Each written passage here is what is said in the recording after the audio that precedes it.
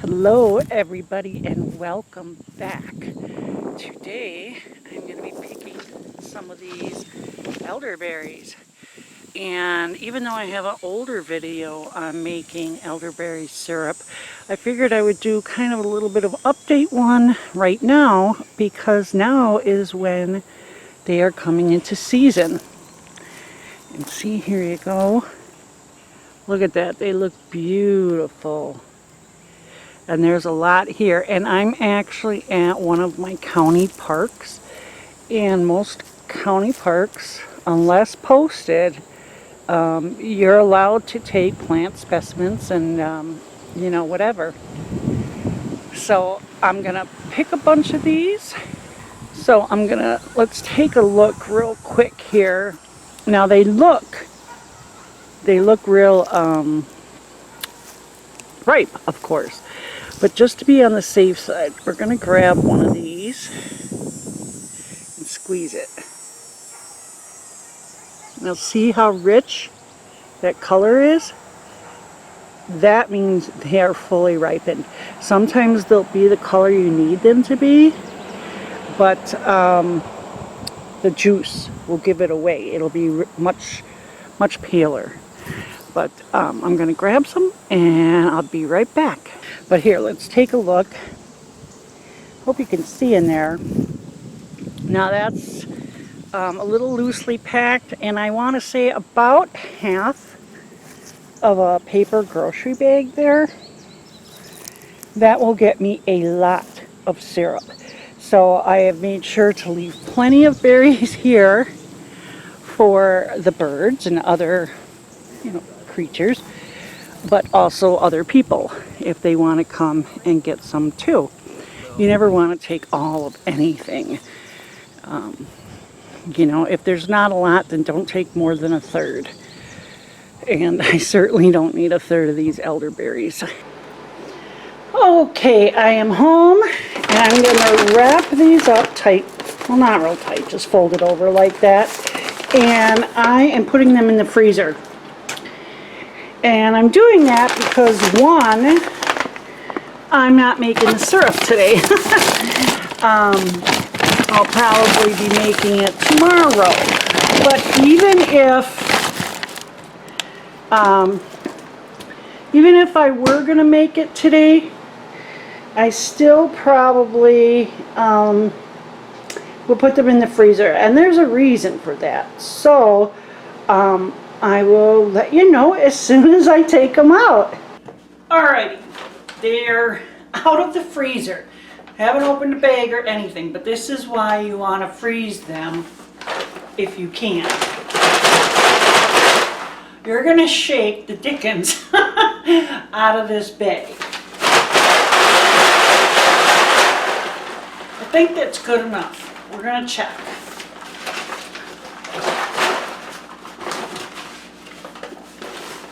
There's still a few on there.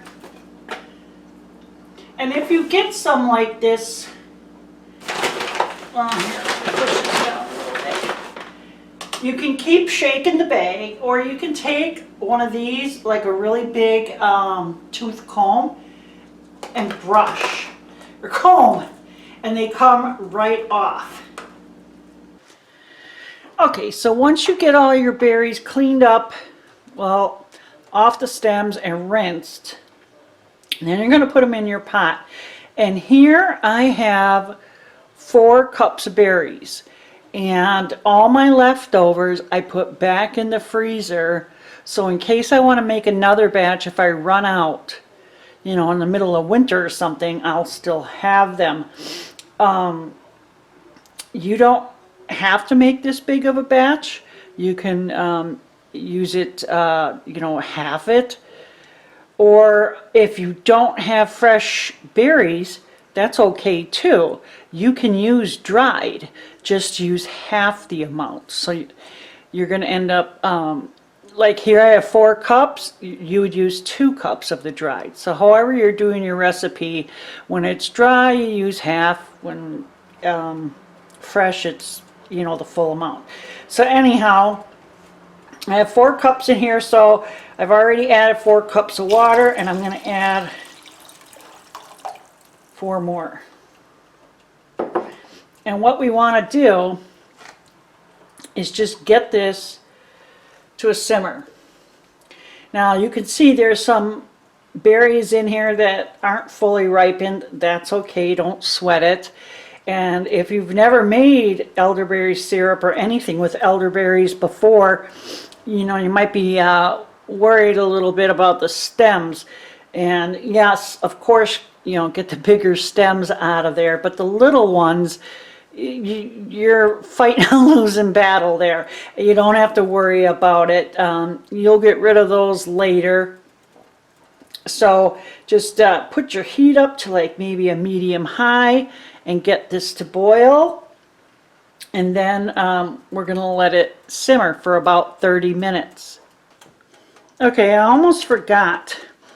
If you have any cinnamon sticks or dried or fresh ginger, go ahead and put a little bit in there. This is ginger I dried here at home myself. I very rarely have fresh ginger on hand, so I don't have any cinnamon sticks, otherwise I'd put that in right now too. So, but I put a good amount of ginger. And it's nice to have some warming spices to go along with this, because a lot of times when people are using it, it's winter time and you know they have a cold or a flu and you just feel chilled. And warming spices like cinnamon and ginger and clove really do help to warm you up internally, besides the other benefits they have. So we're going to put that in there, and it's going to go along simmering with the berries.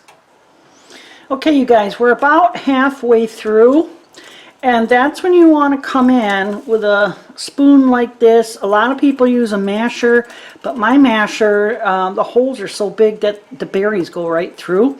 So you're just going to want to squish them a little bit, you know, make sure if you can to get them broken up so that more of the juice comes out. And we're going to do this again at the end of the 30 minutes,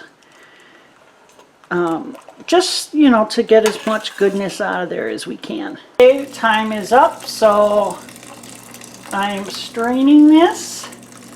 Now you're going to want to use a fine mesh strainer if you have one.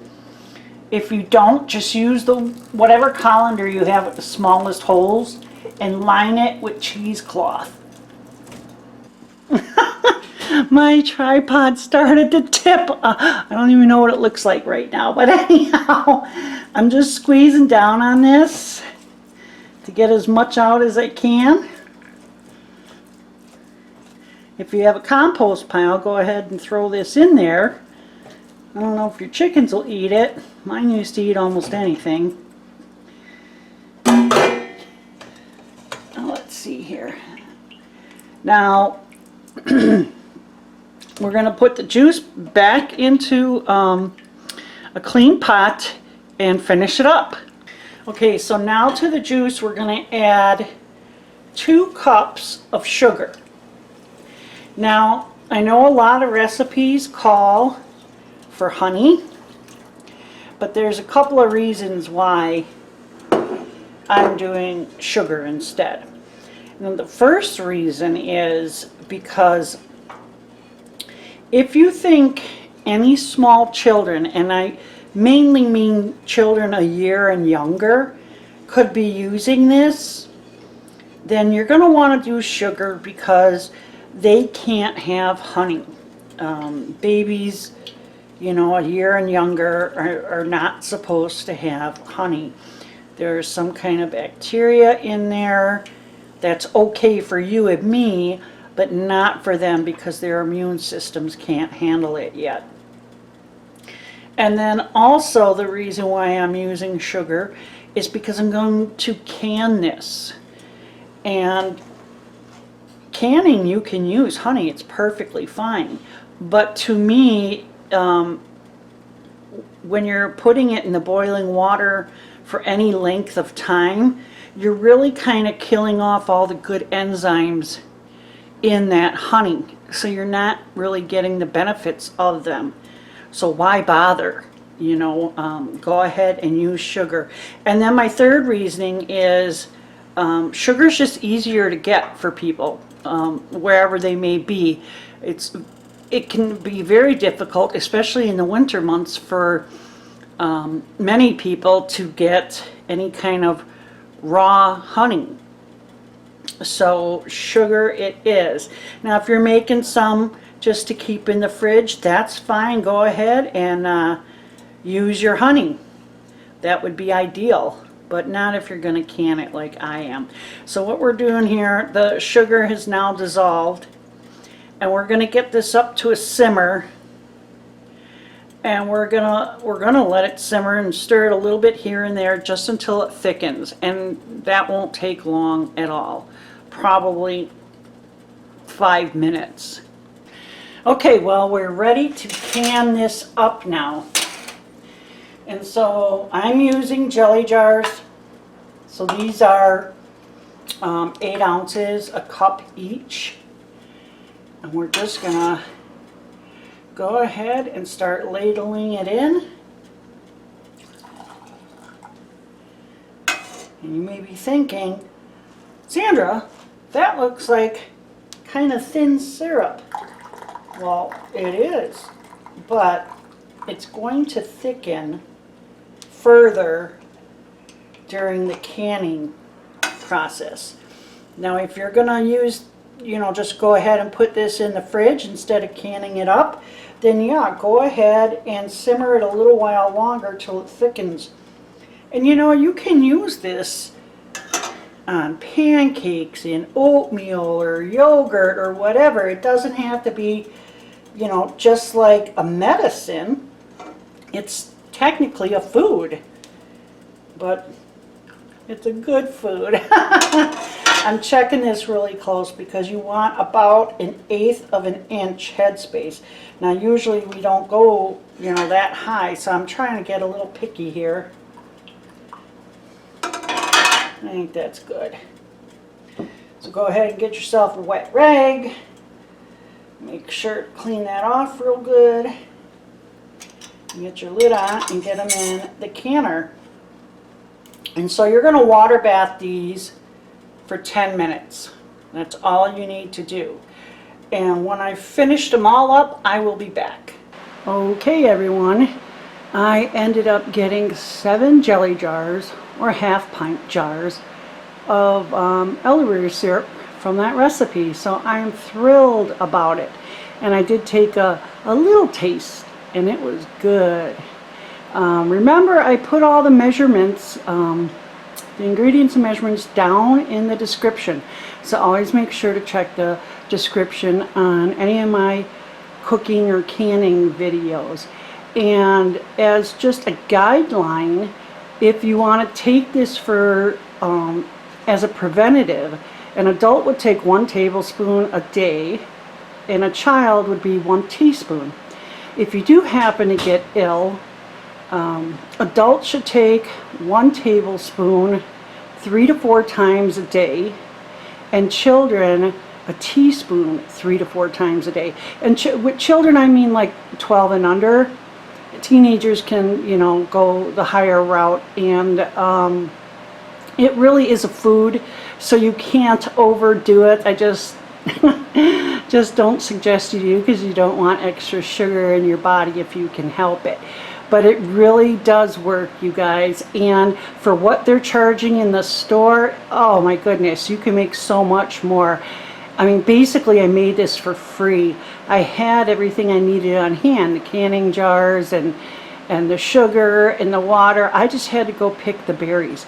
But even if you have to buy the berries, you will still come out far, far ahead. First of all, you're going to make a superior product, because you're not going to add other stuff in there you may not want. You're going to have, you know, the pure good stuff. So anyhow, I hope you guys enjoyed the video. Thumbs up if you did. I appreciate it. It was nice talking to you. And you take care.